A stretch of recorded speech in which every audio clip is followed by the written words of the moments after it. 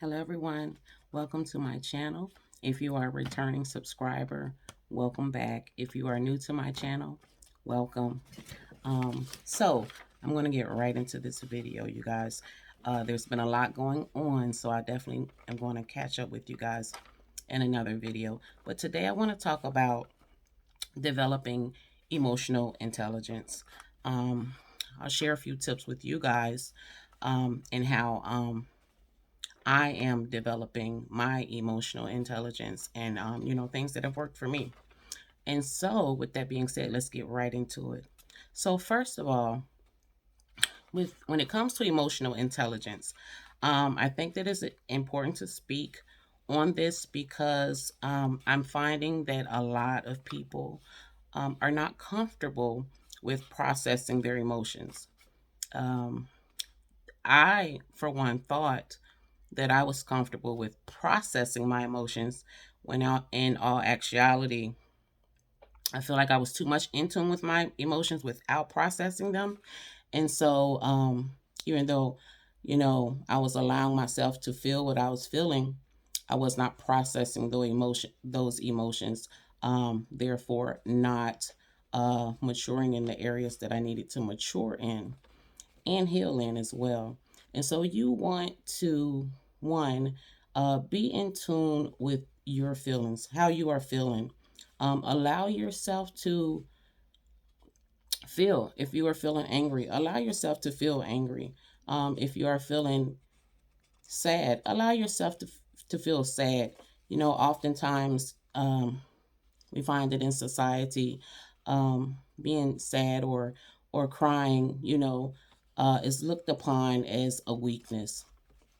I have always been comfortable with crying. I've always been very vulnerable when it comes to my emotions, and I'm actually grateful for that. I feel as though if I did not allow myself um, to have those emotions freely, and express them freely, it could have been a recipe for disaster. Um, you know, for many, many years, even amongst my family members. I've always been a crier. I've been okay with crying and allowing people to see me cry. And I'm very grateful for that. But if you put me in an emergent situation, I am phenomenal in emergent situations. Um, So I don't look, at it as being a weakness. Never have, and I never will. I feel as though society has sort of pushed the narrative that, oh, you're not allowed to feel the way you feel or express the way you feel or be sad. And that's just not okay. It's just not okay, you guys. I'm telling you, being able to express the way you feel, that's the first step. Now as far as in what you do, as far as how far you go with the emotions, that's a whole different story. But allow yourself to feel the way you feel and be okay with feeling like that. Okay. Then you want to, number two, I feel as though you need to begin to take a look at trying to see in the moment what has triggered whatever emotion you are feeling. Okay. So try to be more in tune with your emotions and try to identify what is triggering.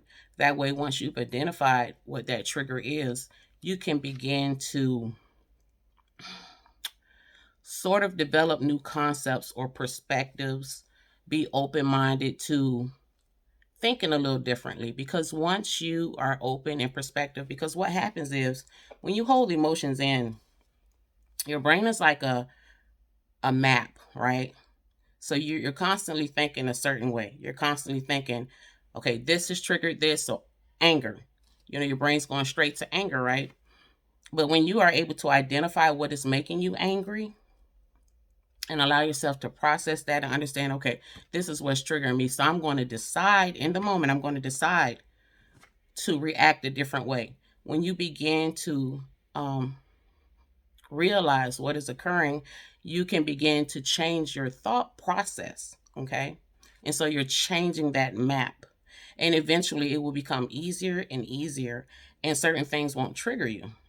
if that makes sense. I'm really hoping that this makes sense because this is what has worked for me.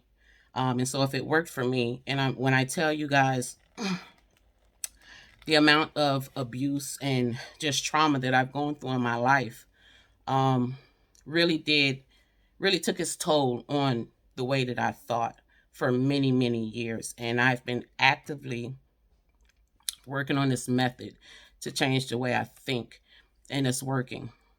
So begin to change, be open to different perspectives, different concepts, and you will notice slowly but surely that that path that your mind is used to taking, it's going to begin to change. Okay, so then you won't be easily triggered or whatever. And once you are freely open to say, oh, I know what's triggering me, you find a strength in that. You find a strength in that, and then you begin to look forward to uh processing your emotions, if you will.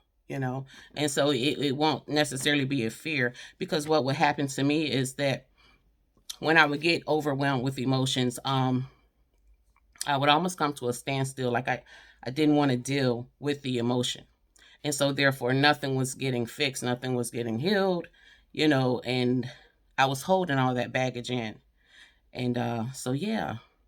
I believe that if you put these concepts into practice, it will help you. I really truly hope that it will help you.